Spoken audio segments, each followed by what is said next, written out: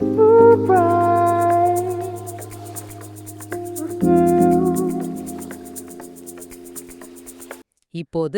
நீங்க ஒரு விஷயத்த கற்பனை செய்து பாருங்கள். உங்கள் உடலை 100% சுத்தப்படுத்த வேண்டும் என்று முடிவு செய்து வார கணக்கில் மிகவும் சிரமப்பட்டு உண்ணாநோன்பு இருக்கீர்கள். ம் உங்கள் உடல், ரத்தம், உறுப்புகள் எல்லாமே தூய்மையாகிவிட்டன என்று நீங்கள் நம்பும் அந்த நேரத்தில், சாலையில் யாரோ ஒருவர் உங்கள் வாகனத்தின் குறுக்கே வந்து விடுகிறார். ஆமாம், சரியாகச் சொன்னீர்கள், உங்களுக்கு கடுமையான கோபம் வருகிறது.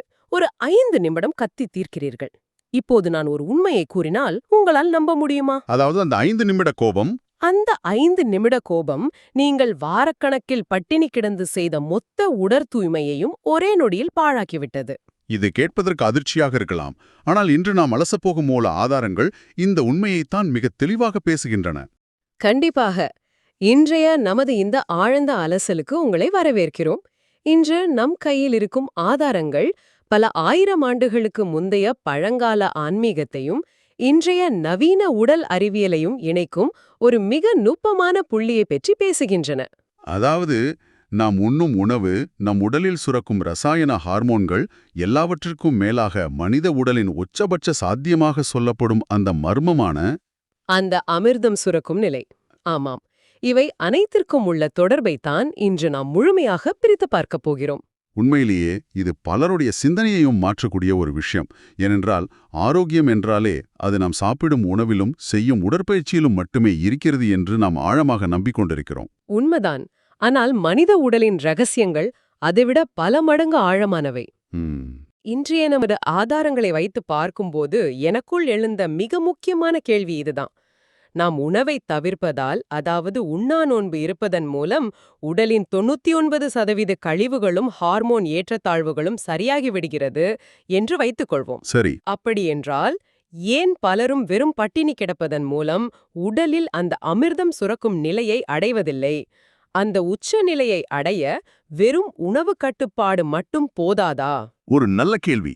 எதற்காக பழங்கால யோகிகள் அஷ்டாங்க யோகம் என்று சொல்லக்கூடிய 8 படிகளை கொண்ட ஒரு கடினமான வாழ்வியல் முறையை உருவாக்க வேண்டும்?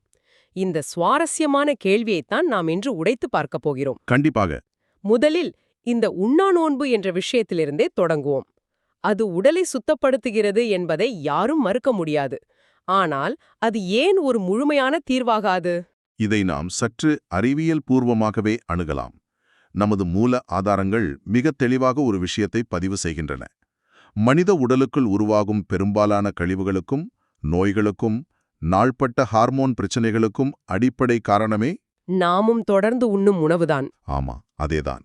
செரிமானம் என்பது உடலுக்கு மிகப்பெரிய ஆற்றலை செலவழிக்கக்கூடிய ஒரு வேலை. நீங்கள் உண்ணாநோன்பு இருக்கும்போது அல்லது அகத்தூய்மை செய்யும்போது உடலின் முழு ஆற்றலும் செரிமானத்திலிருந்து விடுபட்டு உடலை சரிசெய்யும் வேலையில் ஈடுபடுகிறது.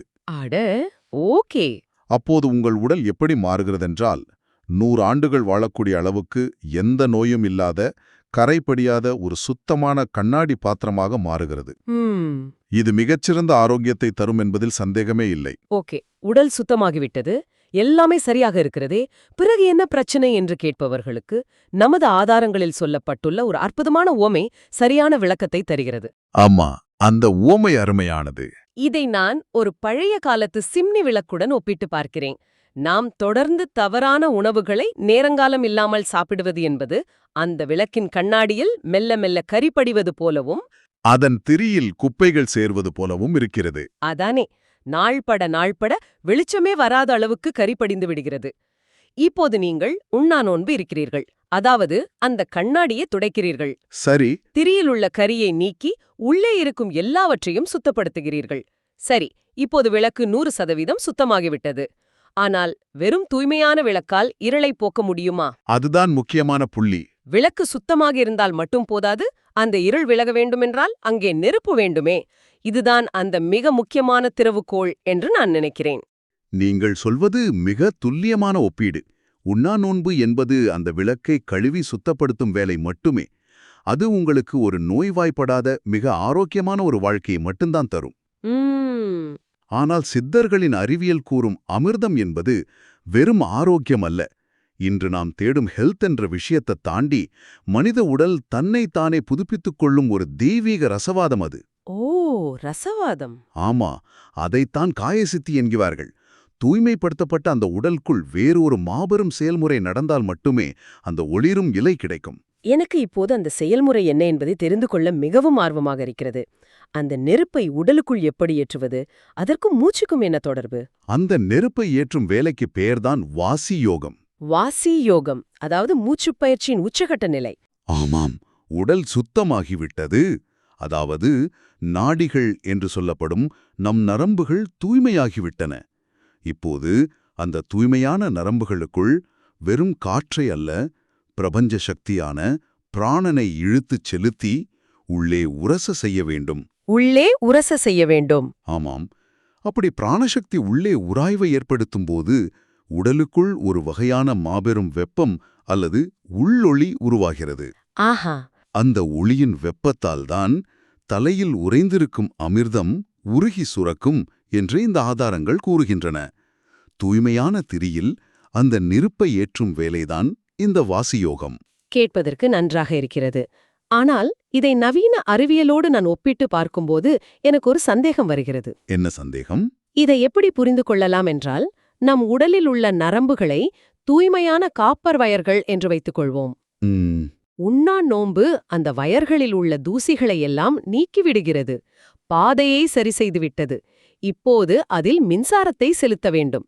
ஆனால் பிரபஞ்ச சக்தி என்ற மாபெரும் வோல்டேஜ் கொண்ட மின்சாரத்தை நம் சாதாரண உடலுக்குள் இழுக்கும்போது ஷார்ட் சர்க்கியூட் ஆகிவிடாதா என்று கேட்கிறீர்கள்? அதான, நம் நரம்புகள் மீண்டும் பழுதடையாமலோ அல்லது ஒரு ஷார்ட் சர்க்கியூட் ஆகாமலோ எப்படி பாதுகாப்பது? வெறும் மூச்சை மட்டும் உள்ளே இழுத்துக்கொண்டே இருந்தால் நரம்புகள் வெடித்து விடாதா? இங்குதான் மிகப்பெரிய ஆபத்து இருக்கிறது. அதற்கான தீர்வாகத்தான் அட்டாங்க யோகம் உள்ளே வருகிறது. ஓ, அட்டாங்க யோகம். ஆமாம், நரம்புகளையும் உடலையும் பாதுகாப்பாக வைக்கவும் அந்த மாபெரும் பிரபஞ்ச ஆற்றலை தாங்கக்கூடிய திறனை உடலுக்கு அளிக்கவும் சில கடுமையான நெறிமுறைகள் தேவை. சரி. அந்த பாதுகாப்பு கவசங்கள்தான் அட்டாங்க யோகத்தின் 8 படிகள். இன்று பலரும் யோகா என்றால் ஏதோ காலையில் எழுந்து செய்யும் உடற்பயிற்சி என்று நினைப்பது மிகப்பெரிய தவறு. நுட்பமான அறிவியல். அப்படியென்றால் அந்த படிகள் எப்படி நம் முழு சிஸ்டத்தையும் ஒரு ஷார்ட் சர்க்கியூட்லிருந்து பாதுகாக்கின்றன? அந்த அட்டாங்க யோகத்தின் முதல் சில படிகளை பற்றி கொஞ்சம் விரிவாக பார்ப்போம். அட்டாங்க யோகத்தின் முதல் 2 படிகள் இயமம் மற்றும் நியமம் என்று அழைக்கப்படுகின்றன. இது அடிப்படையில் மனத் தூய்மையை குறிக்கிறது. மனத் தூய்மை. ஆமாம், இதை ஏன் முதல் படியாக வைத்தார்கள் என்று யோசித்துப் பாருங்கள். நாம் முன்பே பார்த்தோம், உண்ணாநுண்பால் உடல் தூய்மையாகிவிட்டது என்று. ஆனால் ஒரு மனிதனின் மனதில் கோபம், காமம், பொறாமை அல்லது பயம் இருந்தால் என்ன நடக்கும்? அது உடலை பாதிக்கும் இல்லையா? நிச்சயமாக. நாம் ஏதோ இவை வெறும் உணர்ச்சிகள் என்று மட்டும் நினைக்கிறோம். இல்லை, இவை ரசாயனங்கள். நீங்கள் கோபப்படும்போதோ பயப்படும்போதோ உங்கள் மூளையில் உள்ள அமைப்புகள் உடனடியாக கார்டிசோல், அட்ரினலின் போன்ற ஸ்ட்ரெஸ் ஹார்மோன்களை இரத்தத்தில் கலக்கத் தொடங்கும். ஓ. நீங்கள் உணவை முழுமையாக நிறுத்தி உடலை சுத்தமாக வைத்திருந்தாலும் உங்களில் இந்த எதிர்மறை உணர்ச்சிகள் கடுமையான ரசாயன கழிவுகளாக மாறி மீண்டும் அந்த தூய்மையான நரம்புகளை அசுத்தமாக்கிவிடும். அடா, என்ன சொல்றீங்க? இது உண்மையாகவே மனதை கவரும் ஒரு மிகப்பெரிய தகவல்.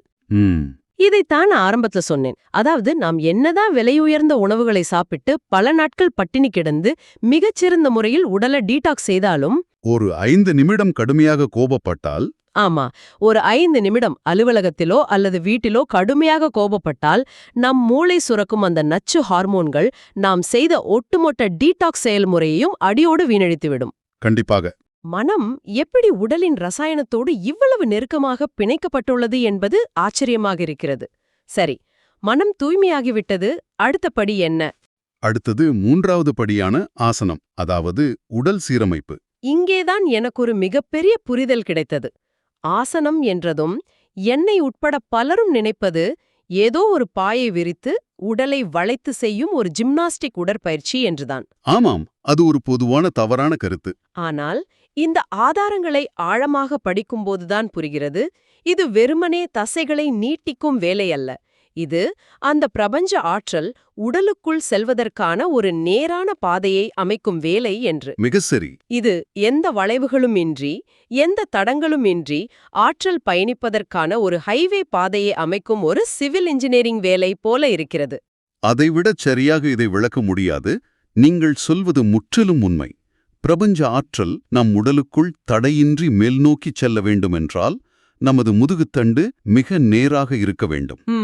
நாடிகள், அதாவது நம் நரம்புகள் எங்கும் முறுக்கிக் கொள்ளாமல் இருக்க வேண்டும். ஒரு வளைந்த அல்லது சுருங்கிய தண்ணீர் குழாயில் தண்ணீரை மிக வேகமாக பாய்ச்ச முடியாதில்லையா? ஆமாம், எங்கு வளைவு இருக்கிறதோ அங்கே அழுத்தம் கூடி குழாய் வெடித்துவிடும். அதனால்தான் ஆசனங்கள். உடல் இப்படி சீரமைக்கப்பட்ட பிறகு அடுத்தபடியாக வருவதுதான் 4வது படியான பிராணாயாமம். இதுதான் நாம் முன்பு பேசிய அந்த நெருப்பை ஏற்றும் வேலை. ஓ, இப்போதுதான் நெருப்பை ஏற்றுகிறோம். ஆமாம், தூய்மையான நேராக சீரமைக்கப்பட்ட உடலுக்குள் இப்போது பிராணசக்தியை இழுத்துச் செலுத்துகிறோம். சரி, இப்போது சித்திரத்தை ஒன்று சேர்த்து பார்ப்போம். உடல் தயாராகிவிட்டது, மனதின் கழிவுகள் நீக்கப்பட்டு விட்டன, முதுகுத்தண்டு நேராக அமைக்கப்பட்டு ஆற்றலும் உள்ளே வந்துவிட்டது. எல்லாம் சரியாக நடக்கிறது. ஆனால் இந்த ஆற்றல் எப்படி சிதறாமல் அதன் உச்சநிலையை, அதாவது மூளைக்குள் அந்த அமிர்தம் சுரக்கும் நிலையை எப்படி அடைகிறது? உள்ளே வந்த ஆற்றல் அப்படியே தங்கிவிடாதா? அந்த ஆற்றலை நிர்வகித்து மேல்நோக்கி தள்ளுவதற்காகத்தான் அடுத்தடுத்த படிகளான பிரத்யாகாரம், தாரணை, தியானம் ஆகியவை வருகின்றன.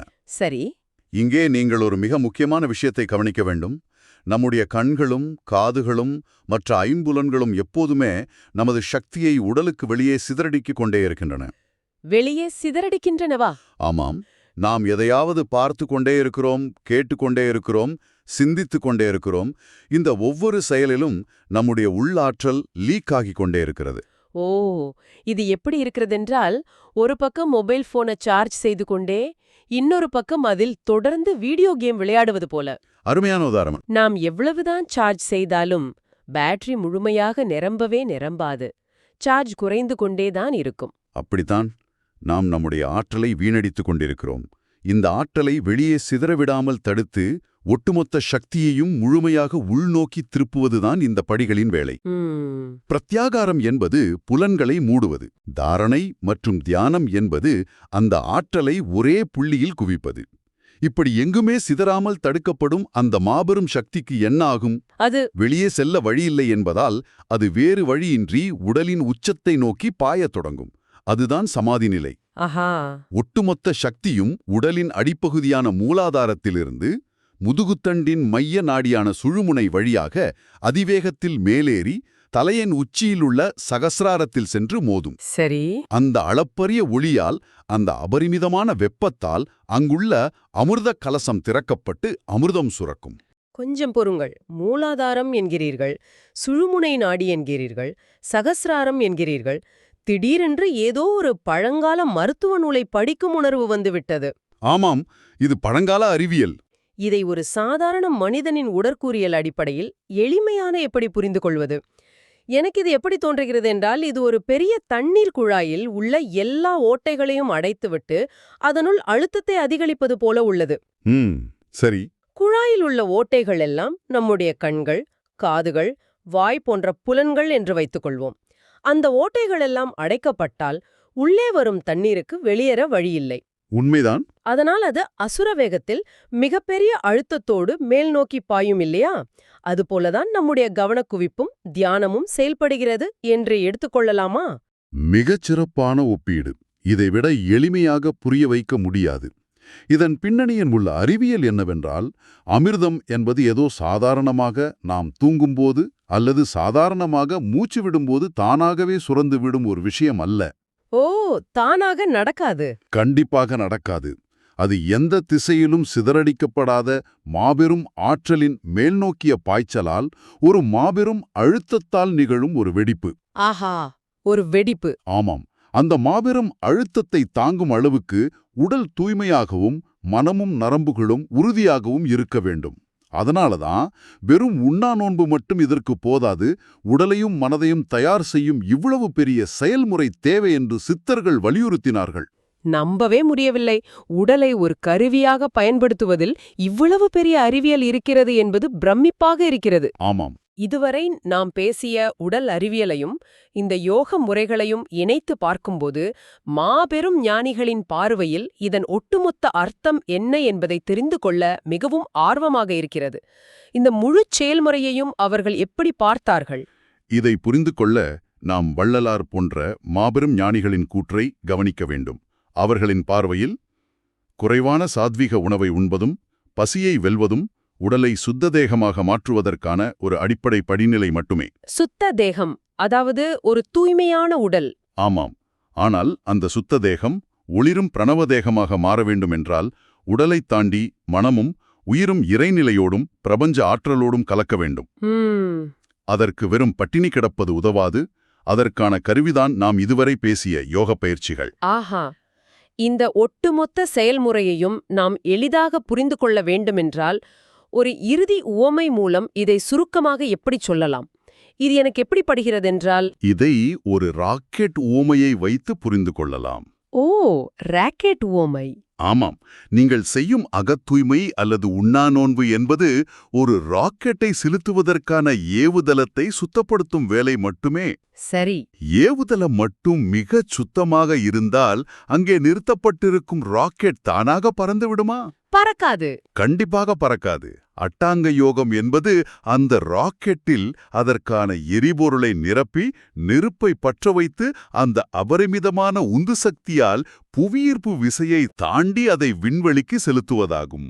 ஆஹா, நான் யோசித்ததை அப்படியே சொல்லிவிட்டீர்கள். இப்போது எல்லாமே ஒரு முழுமையான சித்திரத்தை கொடுக்கிறது. இன்றைய நவீன உலகில் இதை கேட்டுக்கொண்டிருக்கும் உங்களை உட்பட நாம் பல வகையான டயட்டுகளை பின்பற்றுகிறோம். ஆமாம். இன்டர்மிட்டன்ட் ஃபாஸ்டிங் என்கிறோம், கீட்டோ டயட் என்கிறோம், பேலியோ என்கிறோம். உடலை சுத்தப்படுத்த எத்தனையோ பெயர்களில் பல வழிமுறைகளை தேடுகிறோம். ஆனால் அவை எல்லாமே இந்த ஏவுதளத்தை சுத்தம் செய்யும் வேலை மட்டுமே.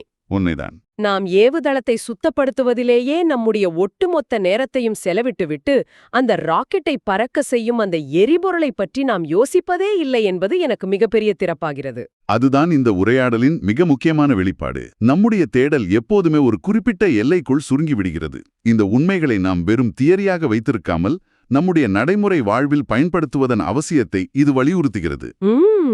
மனிதனின் உச்சபட்ச சாத்தியங்களை அடைய வேண்டுமென்றால் ஒற்றை பரிமாணமான உணவு கட்டுப்பாடு என்ற எல்லையை தாண்டி பல கோணங்களில், அதாவது உடல், மனம், பிரபஞ்ச சக்தி என அனைத்திலும் நாம் சமமாக செயல்பட வேண்டியதன் அவசியத்தை இது மிக தெளிவாக காட்டுகிறது. மிகச் சரியாக சொன்னீர்கள். நாம் இதுவரை பார்த்ததை சுருக்கமாக சொல்ல வேண்டுமென்றால், உண்ணா நோன்பு அல்லது டயட் என்பது ஒரு அற்புதமான தொடக்கப்புள்ளி. அது உடலை கண்ணாடியைப் போல சுத்தமாக்கும் ஏவுதளத்தை தயார் செய்யும். ஆமா. ஆனால் அதுவே இறுதி இலக்கல்ல. அந்த தூய்மையான உடலில் மன தூய்மை என்ற அடித்தளத்தை அமைத்து சீரான பாதைகளை ஆசனங்கள் மூலம் உருவாக்கி மூச்சின் வழியே பிரபஞ்ச ஆற்றலை உள்ளிழுத்து அந்த ஆற்றலை வெளியே சிதறாமல் தியானத்தின் மூலம் உள்நோக்கி குவிக்கும்போதுதான் அந்த மாபெரும் அழுத்தத்தால் மனித உடல் தன்னுடைய உச்சபட்ச சாத்தியமான அமிர்தத்தை சுரக்கும் நிலையை அடைகிறது. ஆமா, மனித உடல் என்பது ஏதோ ரத்தமும் சதையும் சேர்ந்த ஒரு சாதாரண இயந்திரம் அல்ல. அது இந்த பிரபஞ்ச ஆற்றலை முழுமையாக உள்வாங்கி ஒளிரக்கூடிய ஒரு அற்புதமான கருவி என்பதை இன்றைய மூல ஆதாரங்கள் நமக்கு உணர்த்துகின்றன. இதை உணர்ந்து கொள்வதே ஒரு மாபெரும் திறப்புதான். சரி, இப்போது இதை கேட்டுக்கொண்டிருக்கும் உங்களை நோக்கி ஒரு இறுதிச் சிந்தனையை முன்வைத்து இன்றைய அலசலை நிறைவு செய்யலாம் என்று நினைக்கிறேன். நீங்கள் சற்று ஆழமாக யோசித்து பாருங்கள். நாம் விலை உயர்ந்த ஆர்கானிக் காய்கறிகளை தேடி தேடிச் சாப்பிட்டு உடற்பயிற்சி செய்து உடலை எவ்வளவுதான் சுத்தமாக வைத்திருந்தாலும் அன்றாட வாழ்வில் நாம் கொள்ளும் கோபமும் மன அழுத்தமும் பொறாமையும் மீண்டும் மீண்டும் நம் மூளை வழியாக ரசாயனங்களாக மாறி உடலில் நச்சுக்களை சுரக்கச் செய்கிறது என்பதை இன்று பார்த்தோம். ஆமாம், மிகப்பெரிய உண்மை. அப்படியென்றால் நம்முடைய ஆரோக்கியமான வாழ்க்கை முறை என்பதை வெறும் தட்டில் இருக்கும் உணவை வைத்து மட்டுமே நாம் முடிவு செய்துவிட முடியுமா? அல்லது நாம் ஒவ்வொரு நாளும் உருவாக்கும் நம்முடைய ஒவ்வொரு எண்ணமும், நாம் உணரும் ஒவ்வொரு உணர்ச்சியும் கூட ஒரு வகையான உணவுதானா? அந்த எண்ணங்கள் நஞ்சா அல்லது அமிர்தமா என்பதை நாம் எப்படி தேர்ந்தெடுக்கப் போகிறோம்? இந்த மிக முக்கியமான கேள்வியோடு உங்களை சிந்திக்க விட்டு இன்றைய உரையாடலிலிருந்து விடைபெறுகிறோம். தொடர்ந்து தேடுங்கள், தொடர்ந்து வியப்படையுங்கள்.